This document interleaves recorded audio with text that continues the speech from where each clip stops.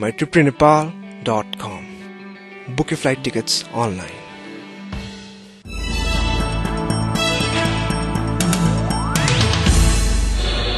Brought to you by Broadlink. Connect your way to freedom.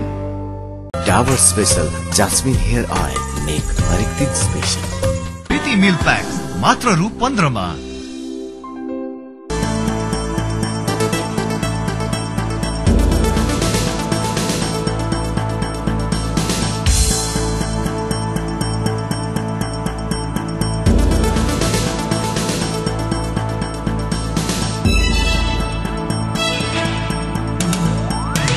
नमस्कार. सूचना सम्प्रेषणका लागि मात्र होइन, सामाजिक उत्तरदायित्वका लागि पनि प्राइम स्टोरीमा स्वागत छ. म रोहन श्रेष्ठ. देशलाई दुख्दा हामीलाई पनि दुख्ने गर्दछ. देशले जित्दा हामी पनि खुसीले उफ्रने गर्दछौं. अहिले देशलाई दुखेको छ.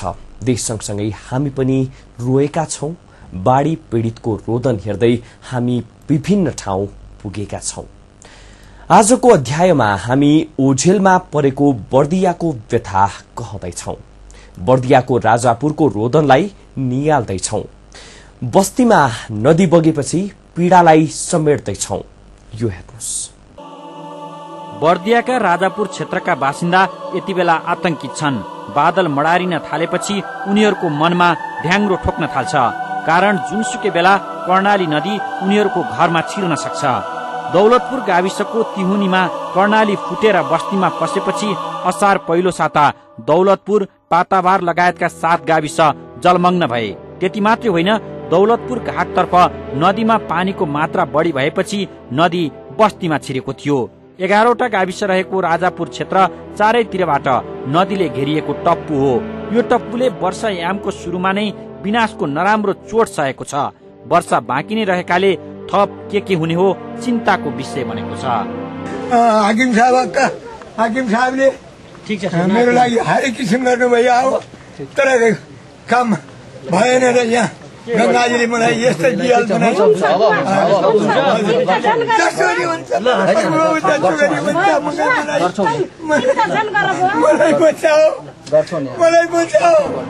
नदीले घेरिएको राजापुर क्षेत्रमा जान पुलको सुविधा छैन. एक मात्र माध्यम हो स्ट्रिमर. यही स्ट्रिमर पनि बाढ़ीको बहाव बढी हुँदा चल्न सक्दैन. राजापुरमा बाढ़ीले ताण्डव गर्दा स्ट्रिमर नदीमा नभई बस्तीमा चलेको थियो. गाउँ गाउँमा स्ट्रिमर लगेर मानिसहरूको उद्धार गरिएको थियो. 3 गते राति करिब 6वटै गाविसका केही वडाहरू डुबिसकेका अवस्था थियो र उनीहरूलाई चाहिँ उद्धार गर्नुपर्ने र सुरक्षित स्थानमा राख्नुपर्ने दायित्व हाम्रो थियो. र सोही अनुरूप मैले त्यो क्षेत्रमा भएका हाम्रो प्रहरी युनिटहरू हुन्, तिनीहरूलाई सर्वप्रथम त मैले के गरेँ भने स्थानीय स्तरमा उनीहरूले चाहिँ बाढी हामीले चाहिँ माइकिङ गर्यौँ. यो अवस्था छ, सबै सुरक्षित स्थानमा जानुहोस् भनेर माइकिङ गरे अवस्था पनि थियो र हामीले माइकिङ पनि गर्यौँ. र पानीको बहाव बढिसकेपछि अब त्यहाँ पानीको लेभल धेरै माथि भयो. त्यसपछि त्यहाँ रहेको स्टिमरलाई चलाएर अब हामीले सुरक्षित स्थान त्यहाँ करिब 6वटा स्कुलमा हामीले 6वटा गाविसमा 6वटा सेल्टर हामीले चाहिँ स्थापना गर्यौँ र हामीहरूले उनीहरूलाई चाहिँ सुरक्षित हिसाबमा स्कुलमा राख्यौँ. बाढीका कारण मानव क्षति नभए पनि धन सम्पत्तिको भने यसअघि कहिल्यै नदेखिएको विनाश भयो. दौलतपुर र पाताबारका सबैजसो घरलाई बाढीले कुनै न कुनै रूपमा क्षति पुर्याएको छ. जिल्ला प्रशासन कार्यालयको प्रारम्भिक तथ्याङ्क अनुसार 216 घर त ध्वस्त भएका छन्. 650 घरमा आंशिक क्षति भएको छ. स्थानीयको भनाइमा यो आँकडा धेरै छ. दौलतपुरमा बस्तीको नक्सा बदलिएको छ. एकै ठाउँमा 30-40 घर नदीले बगाएर लगिदिएको छ. टोल खाली बनाइदिएको छ. अझै पनि बगेका घरका अवशेष यत्र तत्र देख्न सकिन्छ. मानिसहरू क्षतिपूर्तिका लागि रोइ कराई गरिरहेका छन्, तर राज्यका तर्फबाट खास पहल भएको छैन. हालै मात्र सिंचाई मन्त्री उमाकान्त झाले बाढी प्रभावित क्षेत्रको अवलोकन गरेर फर्केका छन्. उनले आश्वासन दिएका छन्. आश्वासनको टिपोट गरी बसेको बर्दियाले हात पार्न भने केही सकेको छैन. केही दिन अगाडि हाम्रो सिंचाई मन्त्रीज्यू र सिंचाई सचिवज्यू त्यसको निरीक्षण भ्रमण पनि भएको थियो र उहाँहरूबाट चाहिँ त्यसलाई थाई संरचना अलि राम्रो संरचना बनाउने भन्ने आश्वासन पाइएको छ। सो अनुसार हाम्रो डिई साहब त्यसको लगत एस्टिमेट लिएर काठमाडौँ जानुभएको छ। सम्भवतः त्यो कुरा पनि छिटै चाहिँ हुन्छ। जिल्ला दैविक प्रकोप उद्धार समितिका तर्फबाट दिइने भनिएको रकम आफैमा हास्यास्पद छ। पूर्ण रूपमा क्षति भएका घर धनीलाई 5,000 दिने समितिको निर्णय छ। यो रकम हात्तीको मुखमा जिरा जस्तै छ। पीडितहरूले पूर्ण प्रभावितलाई राज्यले 1 लाख उपलब्ध गराउनु पर्ने माग गरेका छन्। उनीहरूको मागलाई पूरा गराउन सरकारी आँकडा अनुसार झण्डै 2.5 करोड लाग्छ, तर राज्य मौन छ। मन्त्री परिषदका अध्यक्ष खिलराज रेग्मी बाढी प्रभावित क्षेत्रको भ्रमणका क्रममा बर्दिया पुग्ने रुटिन थियो। रेग्मी बर्दिया नपुगिकनै काठमाडौँ फर्किएपछि बर्दियालीहरूले आफूहरूलाई उपेक्षा गरिएको ठानेका छन्। तर्फ पनि फोन गर्दाखेरि कुनै किसिमको हुन सकेन। त्यो अवस्थामा बिहान यदि पानीको तटबन्धन बिहान एक साइडबाट फुटेर जाँदाखेरि त्यो पानी घटेर जाँदाखेरि त्यसरी बल्ल चाहिँ उहाँहरू बाँचेर यहाँ आउनुभयो। आज हामी सबै सकुशल छौँ। हरेक वर्ष बाढीको मारमा पर्दै आएको छ राजापुर क्षेत्र, तर यसपालिको मार बेग्लै छ। खेतीपातीका लागि खेतमा किसान छिर्ने बेलामा नदी खेतमा बगिदियो। नदी त बगेर गयो, तर नदीले छाडेको बालुवाले खेत पुरिएको छ। खेती गर्न सक्ने स्थिति छैन। अर्कोतर्फ तराईका बर्दिया, बाँके, दाङ लगायतका क्षेत्रमा वैशाख जेठमा कुलो खनेर पानीको निकास सहज बनाइन्छ। कुलो खने लगत्तै आएको बाढीले ठाउँ ठाउँमा कुलो पुरिदिएको छ। कतिपय ठाउँमा त भत्काइदिएको छ। कतिपय ठाउँमा कुलाको नाम निशाना छैन। ठाउँ ठाउँमा बाटो पोखरीमा परिणत भएको छ। बचे खुचेका बाटा पनि ठुल्ठुला खाडलका कारण यातायातका लागि उपयुक्त छैनन्। त्यसैले सो क्षेत्रका कृषकहरू खेती कसरी गर्ने भन्ने चिन्तामा छन्। देशकै चर्चित अन्नको भण्डार राजापुर सुक्खा हुने स्थिति पैदा भएको छ। असार पहिलो साता आएको बाढीले यो ठाउँलाई निकै जोखिममा पुर्याइदिएको थियो र अझै पनि त्यो जोखिम बाँकी नै छ। बर्खाको समय अझै बाँकी रहँदा यहाँका मानिसहरूको अभिगत के हुने हो, यहाँको स्थिति के हुने हो भन्ने चिन्ता आम मानिसमा छ र यिनीहरू यहाँका बासिन्दाहरू सरकारको मुख ताकिरहेका छन्। तर भन्नै पर्छ सिंहदरबार, बर्दिया र कैलालीबाट निकै टाढा पुगेको छ। बर्दिया बर्बाद भएको छ। राजापुर रोइरहेको छ। राजापुरवासीको आहत भएको मन मस्तिष्कमा राहत पुर्याउन राज्य कतिको दत्तचित्त भएर लाग्नेछ तीव्र प्रतीक्षाको विषय बनेको छ। राहत र क्षतिपूर्तिका लागि याचना गरिरहेका तथा नदी नियन्त्रणका लागि माग गरिरहेका पीडितमाथि लाठी बजारिएको खबर छ। समय गुज्रेपछि पुग्ने सहयोग र क्षतिपूर्ति लगनपछिको पोते हुने निश्चित छ। बर्दियाको राजापुर क्षेत्र आफैमा विशिष्ट छ। हामी बाढी प्रभावित दार्चुला, कञ्चनपुर, कैलाली हुँदै बर्दिया पुगेका थियौं। दार्चुलादेखि बर्दियासम्म सबैका दर्द उस्तै, कथा उस्तै, केवल परिवेश फरक। परिवेशका कारण बर्दियाको वेदना आफैमा कारुणिक छ। कारुणिक कथा लिएर आउनेछौं, तर यो ब्रेकपछि।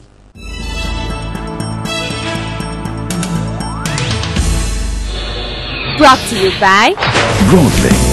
Connect your way to freedom. Dabur special jasmine hair oil, make हरेक दिन स्पेशल। प्रीति मिल पैक्स मात्र रु 15 मा।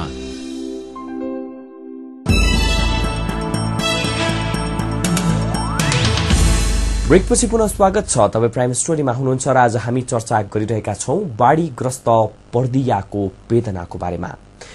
बर्दियाको राजापुर क्षेत्रका बासिन्दा यति बेला खेतीमा होइन घर बनाउन व्यस्त छन्।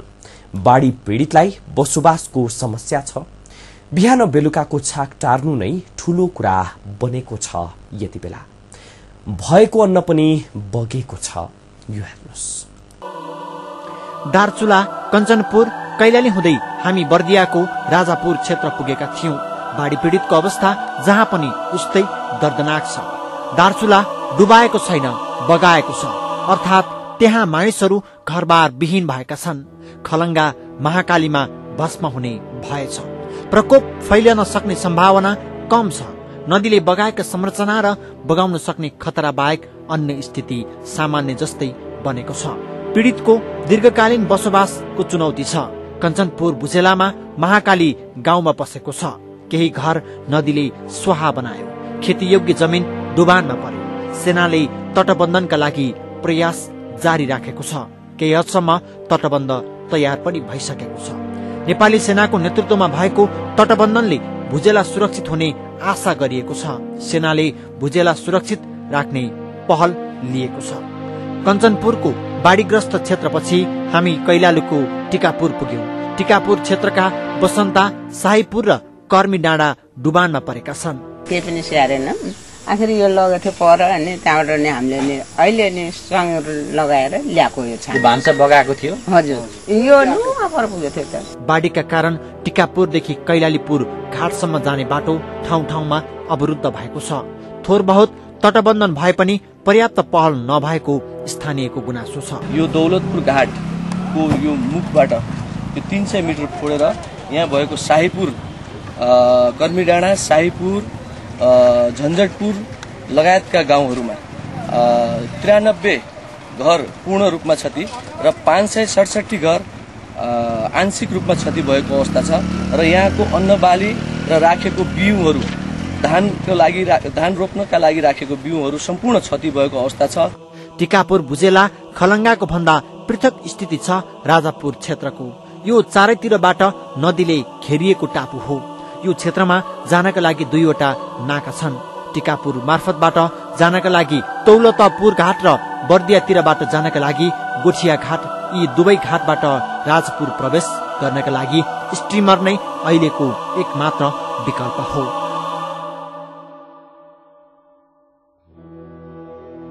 राँगा, भैँसी, कुखुरा, गाडी र मान्छे सबै बोक्ने एकमात्र वाहन हो स्टिमर। दर्शकवृन्द, यतिखेर म दौलतपुर घाट, कैलाली जिल्ला, कर्मी डाँडा, टिकापुरमा छु। यो पछाडि देखिएको दृश्य नदी हो र यो नदी कर्णाली नदी हो। यो नदी भन्दा पारिपट्टि बर्दिया जिल्लाको दौलतपुर लगायतका 11वटा गाविस छन्, जसलाई राजापुर टप्पु पनि भनिन्छ, भौरा टप्पु पनि भनिन्छ। त्यो क्षेत्र नेपालको एउटा विशिष्ट ठाउँ हो, जसलाई चारैतिरबाट नदीले घेरेको छ र त्यहाँको निकास भनेको मूलतः बर्खायाममा यही स्टिमर हो। यो स्टिमरबाट मानिसहरू आवत जावत गर्ने गर्दछन्, तर बाढीको बेलामा यही स्टिमर पनि चल्न असम्भव जस्तै हुन्छ र यो नेपालको अति दुर्गम ठाउँमा परिणत हुन्छ। अत्यास लाग्दो गर्मी छ। दिउँसै लामखुट्टे भुनभुनाउँछन्। बाढीपछि सर्पको बिगबिगी बढेको छ। राति कसैलाई केही भइहाले बाँच्ने सम्भावना न्यून छ। नदी तर्नै मुस्किल छ। कतिपयसँग त झुल समेत छैन। चारैतिरबाट नदी र जंगलले घेरिएको दौलतपुर र पाताभार साँच्चै नै जंगली युगमा परिणत भएको छ। धेरैको घरबास गुमेको छ। घरबास भए पनि लत्ता कपडा, झुल, बिजुली बत्ती र खाने अन्न छैन। कतिको घरमा त गहिरो खाडल परेको छ, पोखरी जस्तै बनेको। दौलतपुर घाटमा 19 वर्ष यता स्टिमर चलाउँदै आएका गौरी थारू मानिसहरू रातभर लामखुट्टे मार्नमै व्यस्त हुने गरेको सुनाउँछन्। उनको स्टिमर बाढी आउँदा नदीमा चलेन। डुबानमा परेको बस्तीमा स्टिमर चलाएर उद्धार गरिएको थियो। अरूको उद्धारमा खटिएका चौधरीले आफ्नो मोटरसाइकल चलाउन सकेनन्। कर्णालीले बगाएर लग्यो। नदी छेउमा राखिएको उनको अर्को स्टिमर बालुवामा डुबेको छ। काम नलाग्ने अवस्थाको स्टिमरको आधा भाग अझै देख्न सकिन्छ। दौलतपुर घाट नजिकै रहेको बिजुलीको ट्रान्समिटर र पोल नदीले बगाइदिएपछि बाढीपछि राजापुर क्षेत्र अन्धकार बन्यो कैयौं दिनसम्म। अहिले पनि लोड सेडिङले लुकामारी गरिरहन्छ। बाढी पीडित मध्ये अधिकांशको बिजुली बत्तीमा पहुँच छैन।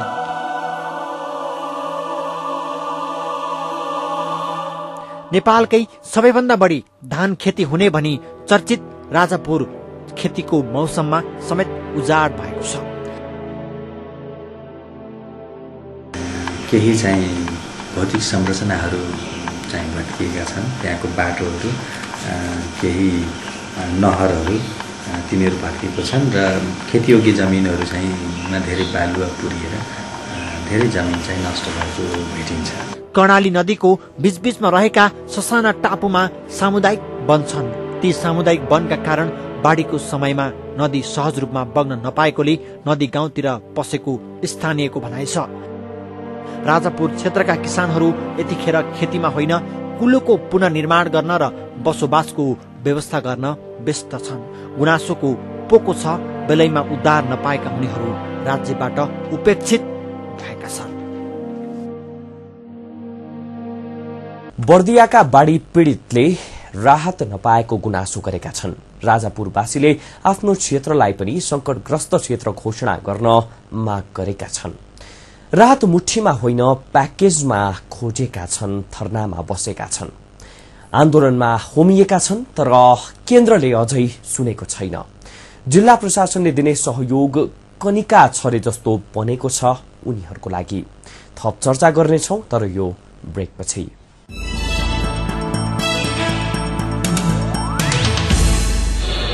Brought to you by Broadlink.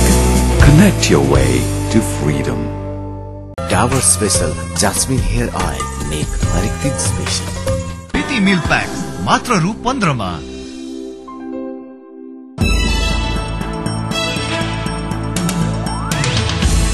ब्रेकपछि पुनः स्वागत छ। बर्दियाको वेदना र बिलौनामा आज हामी केन्द्रित छौं।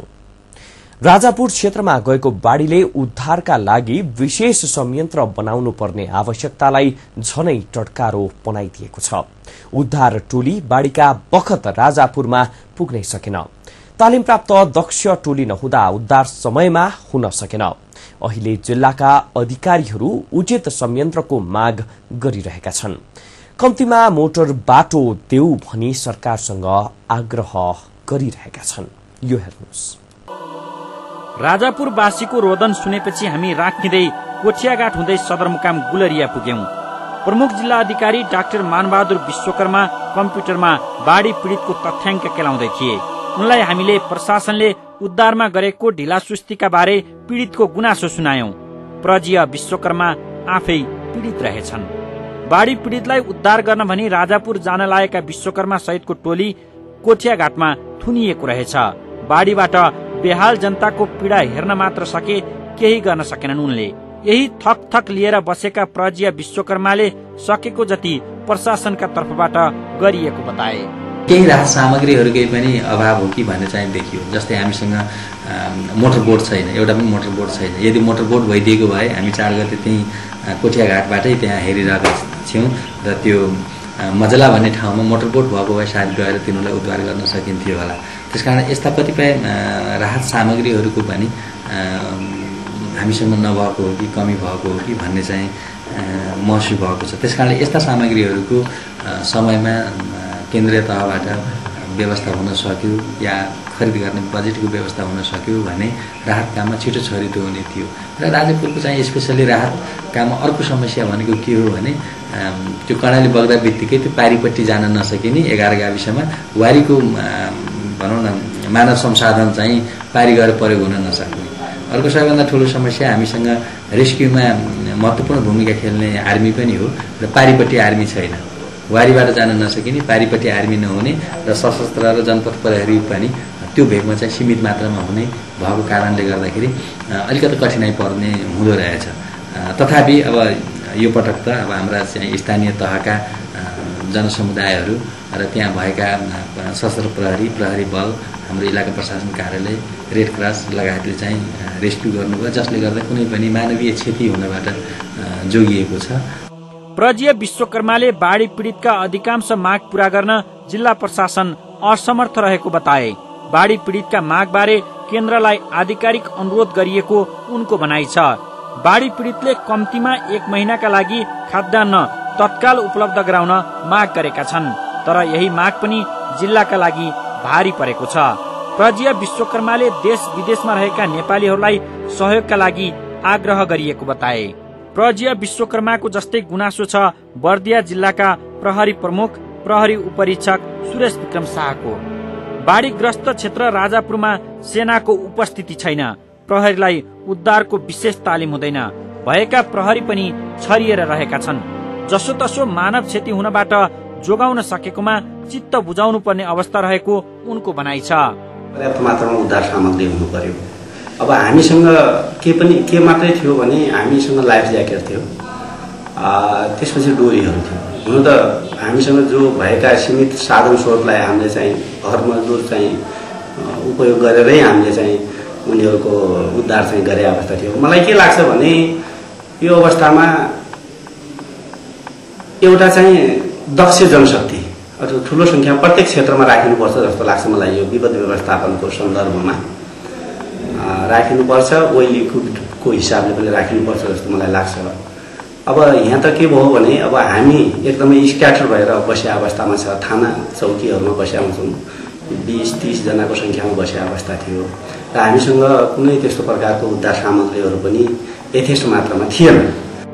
राजापुर जस्ता अति प्रभावित क्षेत्रमा तालिम प्राप्त उद्धारकहरू परिचालन गरिनुपर्ने एसपी शाह बताउँछन्। बस्तीमा स्टिमर लगेर मानिसहरू उद्धार गर्नुपर्ने स्थितिका कारण पनि उद्धार समयमा हुन नसकेको उनको ठम्माइ छ। यसरी चाहिँ प्रकोप भइसकेपछि हामीसँग के हुनु पर्थ्यो भनेपछि सबै साधन सम्पन्न हिसाबले एउटा ट्रेन म्यान पावर हो भनेपछि यो उद्धार कार्यमा चाहिँ अलिकति सहज हुन्छ कि जस्तो मलाई लाग्छ। जस्तो मोटर बोटहरूका कुराहरू आए, यो पनि हुनुपर्छ जस्तो मलाई लाग्छ। प्रमुख जिल्ला अधिकारी र जिल्ला प्रहरी प्रमुख दुवैले बर्दियामा बाढी नियन्त्रणका लागि संयन्त्रको अभाव रहेको, उपकरणको आवश्यकता रहेको सार्वजनिक रूपमा बताइसकेका छन्। जिल्लाका नेताहरू बाढी पीडितलाई राहत दिन राज्यले कन्जुसाई गरिरहेको बताउँछन्।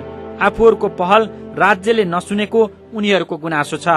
बर्दियामा पीडितको गुनासो छ, सरकारी अधिकारीहरूको गुनासो छ, स्थानीय नेताहरूको गुनासो छ। गुनासो सुन्ने सिंहदरबार के हेरी बसेको छ? जनजनको मनमनको प्रश्न बनेको छ।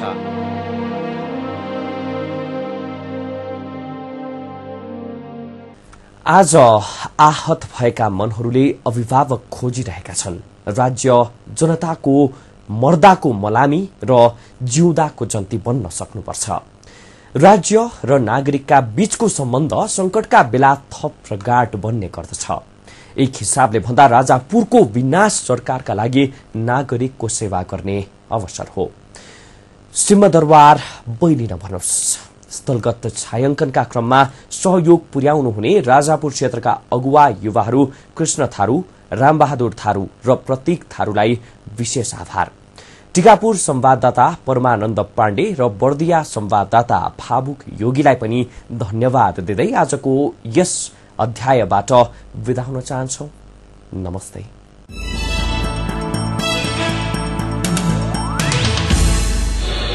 Brought to you by Broadlink. Connect your way to freedom. Dabur special jasmine hair oil, make हरेक दिन स्पेशल। प्रीति मिल्क पैक मात्र रु 15 मा।